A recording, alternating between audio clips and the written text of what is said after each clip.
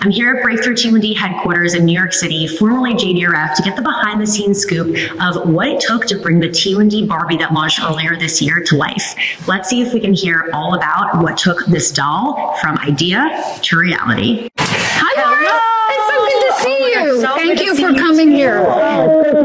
Thank you so much for doing this. I'm so excited about giving everybody a behind-the-scenes scoop. I know everyone's going to love it. I am thrilled you're here. I'm happy to talk to you again. And I love your pink. Thank you so much. Added more pink to my wardrobe. As you should. Yeah, fabulous. Thank you so much. So can you just tell me right off the bat, I'm so curious to know, was it Breakthrough T1D who reached out to Mattel? Did Mattel reach out to Breakthrough T1D? How did this happen? How did we get a Barbie with T1D? Mattel reached out to us, actually, which was very exciting. There was a woman who worked at Mattel who had actually worked at Alex and Ani and had an experience with us where she had sponsored our organization through our Breakthrough T1D Walk fundraising program. Through that experience, she saw the passion of this community and convinced Mattel that we were the organization that could get the voice of the community in this doll. And you did just that. Can we find an office to sit down and dive deep? Please, okay, yes. amazing. We've got some good spaces here, so let's that's go find a good. room. So Pam, what's something that some people wouldn't know or suspect about how this Barbie was made?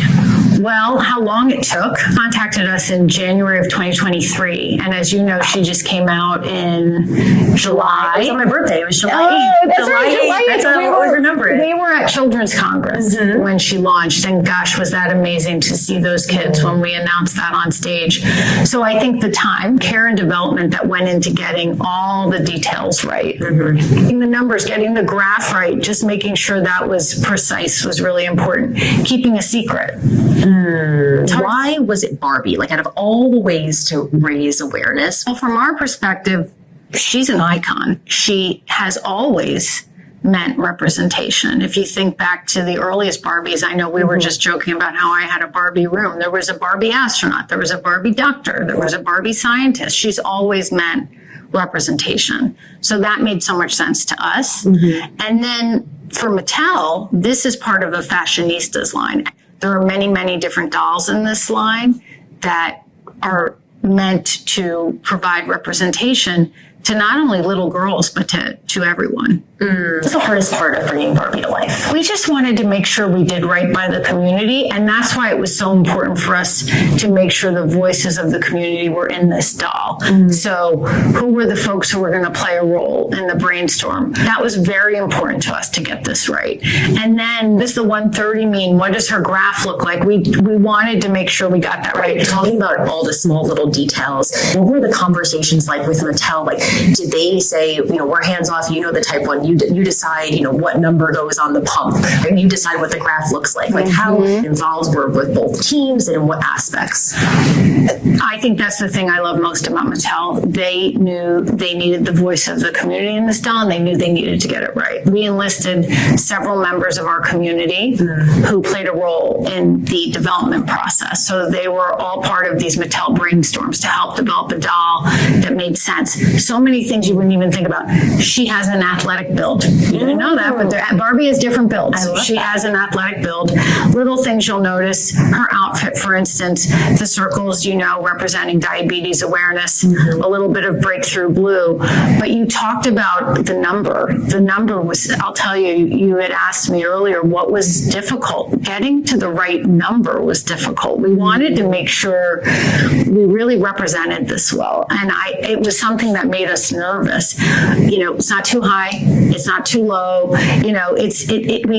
We really struggled with that. We didn't want it to be perfect. And that was by design. Emily Mesreku on my team was instrumental in developing this doll. She has type 1 diabetes. On her CGM graph, that's actually a day in the life of Emily. Right here, this graph is Emily's. Seems like your team is very intentional and thoughtful about literally every single detail. So on that note, not everybody celebrated. And I'm sure, when you have something that makes such a big impact and ripple effect, you're going to have comments on both sides, especially on social media. It's polarizing. Not that Barbie with T1D should be polarizing. I think that's what's interesting about it. But there were comments online that were, people asking, do we really need a Barbie for every disease? And what would you and the Breakthrough T1D say about that? Mattel is amazing to the point about having a full line of dolls that are all about representation. I think they understand that it's important for children to see themselves in dolls, and therefore they create a variety of dolls to make sure that happens. Mm-hmm. Do we need a doll with a disease? Do we need a doll with another condition? I would say look at the response online, and I would say yes, that representation isn't out there enough, and that this doll helped prove that. The other thing, type 1 diabetes can be an invisible disease. Look at you, this gorgeous, healthy woman. If we don't see these devices, we don't know that you're making 100 plus decisions a day more than I am, right? So that is also why this matters. People need to understand that. Yeah. That what type 1 diabetes is and what it means to live with it and what it means to manage it. And that's why I think this is so important. When a child with T1D picks up this Barbie, what do you hope for them to feel? I hope they can see themselves. I actually hope that this helps a little bit kids feeling like it's okay. And let's talk about it a little bit more. We can show our devices with pride. We can have some pink heart tape on our CGM. We can have a pink pump or a pink phone with our CGM graph on it. So, these are the things that I hope that kids take away from this. It's the difference of keeping it in the shadows versus being bold with it and embracing it. Yes. And I do think that the earlier somebody with type 1 can learn the lesson that different isn't bad, different is universal, different is okay, different is something to be embraced, that your relationship with type 1, and I believe the trajectory of your life with type 1 is it's so much better, and it's living so much more empowered and with so much more confidence. Beyond this doll, what does this moment say about where we're headed in awareness and inclusion and how we understand diabetes?